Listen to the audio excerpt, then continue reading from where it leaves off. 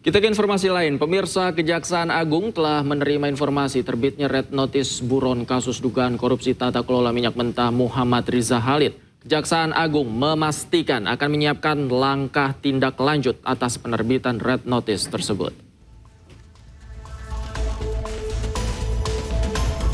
Terbitnya Red Notice dapat membuka peluang Riza Khalid dideportasi atau bahkan meminta ekstradisi dari negara tempat Riza Khalid bersembunyi. Kapus Penkum Kejaksaan Agung Anang Supriyatna menyatakan penerbitan Red Notice akan membatasi ruang gerak Riza Khalid yang telah masuk daftar Red Notice Interpol per 23 Januari 2026 dan resmi menjadi buronan internasional.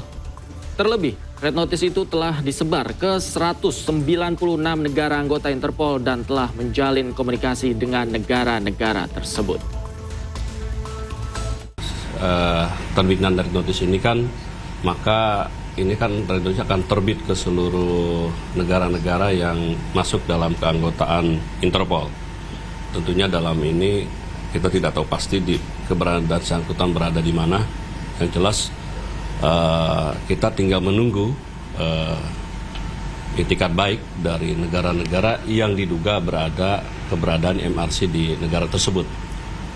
Tentunya nantinya kita akan mempersiapkan juga, akan ada dokumen dengan terbitnya Red Notice ini ada dua hal.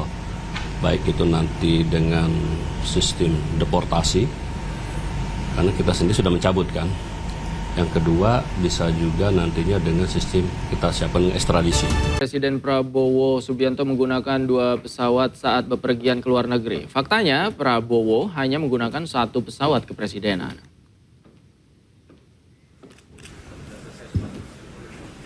Sekretaris Kabinet Teddy Indrawijaya membantah kabar yang menyebut Presiden Prabowo menggunakan 2 pesawat kepresidenan saat melakukan kunjungan kerja ke luar negeri. Bahkan Teddy menjelaskan, sebelum menjabat sebagai presiden, Prabowo Subianto menggunakan pesawat milik pribadi.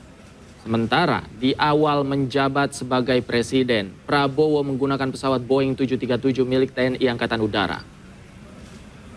Pesawat tersebut untuk mendukung logistik dan personil yang melekat pada presiden seperti protokol, pas pampres, tim kesehatan, hingga wartawan.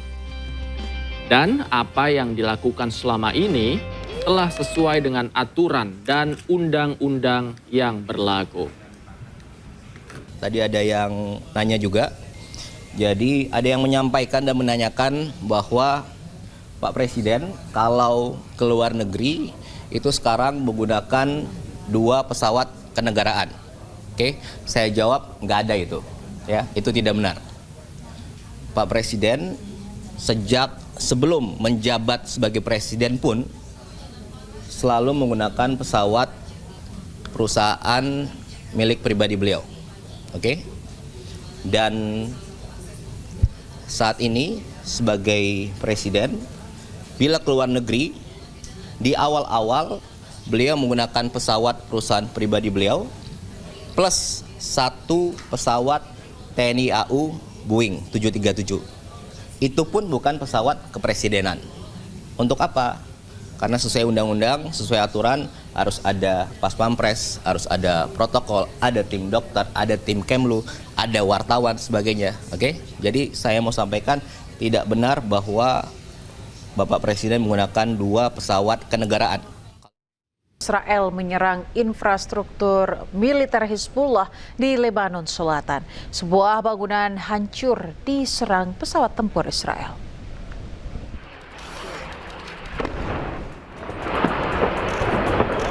Pesawat tempur Israel menyerang infrastruktur militer Hizbullah di Lebanon Selatan.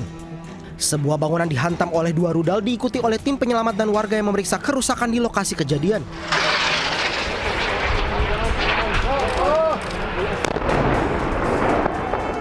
Menurut kantor berita nasional Lebanon, pesawat tempur Israel melakukan serangan udara terhadap gedung yang telah diberi peringatan sekitar 40 menit setelah peringatan evakuasi dikeluarkan.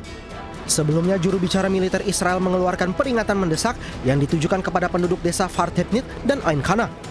Dalam sebuah video yang diunggah di akun X resminya, tentara Israel menargetkan apa yang ia sebut sebagai infrastruktur militer Hizbullah dan menuduh kelompok itu berupaya membangun kembali aktivitasnya di daerah itu. Sebelumnya, pasukan Israel melakukan 2 serangan lain di Lebanon Selatan yang dilaporkan menewaskan 1 orang dan melukai 8 lainnya. Israel dan Hizbullah menyepakati gencatan senjata pada 27 November 2024, namun Israel terus melakukan serangan sporadis di Lebanon. Pemirsa, pasukan Zionis Israel menghancurkan apartemen warga Palestina di kota Halhul di tepi barat. Penjajah juga membombardir permukiman warga di sentral Gaza, sehingga membuat seorang warga mengalami luka bakar. Penjajah Israel meledakkan apartemen milik Mahmoud Youssef Abed di kota Halhul di tepi barat Palestina. Selain apartemen Mahmoud, ledakan kedua juga meluluhlantakkan seluruh bangunan di lantai pertama. Media Palestina mengklaim pasukan IDF yang disertai unit peledakan bertanggung jawab atas peristiwa ini. Ketegangan tetap tinggi di seluruh tepi barat sejak 7 Oktober 2023. Menurut data Kementerian Kesehatan Palestina, lebih dari 759 warga Palestina telah tewas akibat serangan pasukan Israel atau pemukiman. Penyanyi Lisa Blackpink pemirsa hari ini kembali menjalani syuting film di kawasan Kota Tua, Jakarta Barat. Demi kelancaran syuting, polisi menutup sejumlah ruas jalan untuk sementara waktu. Lisa Blackpink kembali menjalani syuting hari ini tepatnya di Jalan Cengkeh, kawasan Kota Tua, Kecamatan Taman Sari, Jakarta Barat. Demi kelancaran produksi, polisi menutup kedua sisi jalan yang berbatasan langsung dengan lokasi syuting. Selain menutup jalan, warga dan pengunjung juga dilarang mendokumentasikan aktivitas syuting. Di Jalan Cengkeh ini, Lisa akan menjalani syuting hingga Sabtu 7 Februari.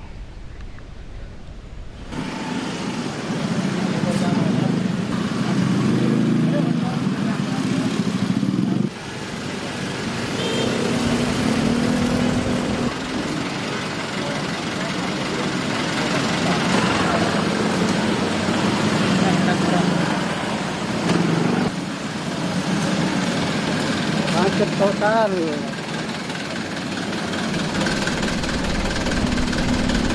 Ya, pemirsa, inilah dia kawasan di sekitar Kota Tua terkait dengan jalannya syuting Lisa Blackpink, di mana dilakukan penutupan di sejumlah titik di lokasi Kota Tua untuk memastikan proses syuting berjalan dengan lancar. Dan terlihat juga ada sejumlah titik kemacetan yang terjadi di kawasan Kota Tua terkait dengan adanya penutupan jalan untuk keperluan syuting Lisa Blackpink.